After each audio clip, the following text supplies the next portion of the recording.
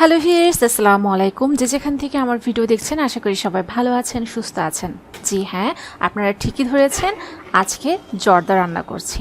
তো জর্দা রান্না করার আগে যে কাজটা করতে হয় সেটা হচ্ছে জর্দার জন্য যে রাইসটা আছে সেটা অনেকটা সিদ্ধ করে নিতে হয়। প্রায় আমি এখানে 70 থেকে প্রায় 75% আমি সিদ্ধ করে নিচ্ছি। আর এতে জর্দার জন্য ঘি লাগবে, মশলা, আর আমি কিছু কমলা টুকরো টুকরো করে রাখছি। তা এখন দেখেন চিনি, মশলা আর কমলার রস, কমলার দিয়ে আমি কিছু কিছু আস্তে আস্তে কমলাও রেখেছি রসের সাথে সাথে। তো সেইগুলো আমি খুব ভালোভাবে নেড়ে চেড়ে এটা একটা শিরা তৈরি করে নিচ্ছি। আর ওইদিকে জর্দার যে রাইসটা আমি প্রায় 70% সিদ্ধ করে নিয়েছিলাম, সেটা আমি পানি ঝরাতে দিয়েছি।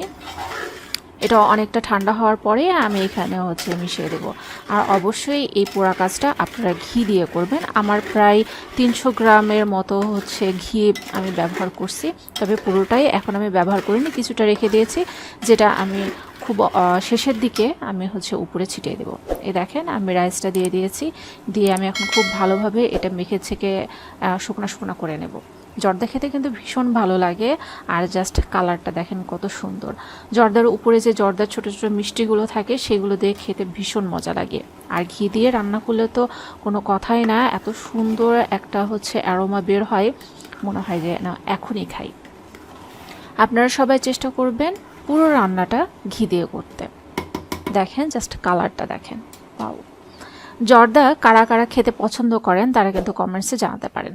এই যে দেখেন আমার জর্দাটা কমপ্লিট হয়ে গেছে। এখন আমি অলরেডি ঘি দিয়ে দিচ্ছি, আরও কিছু পরিমাণ ঘি আমি এখন উপর দিয়ে আরও ছড়িয়ে দিব। দেখেন এই ঘিটাই কিন্তু আসল ব্যাপার। আর অরেঞ্জটা, এতে অরেঞ্জ একটা ফ্লেভার আসবে। ভিডিওটি ভালো লাগলে লাইক দিন, আমার চ্যানেলকে সাবস্ক্রাইব করে রাখুন।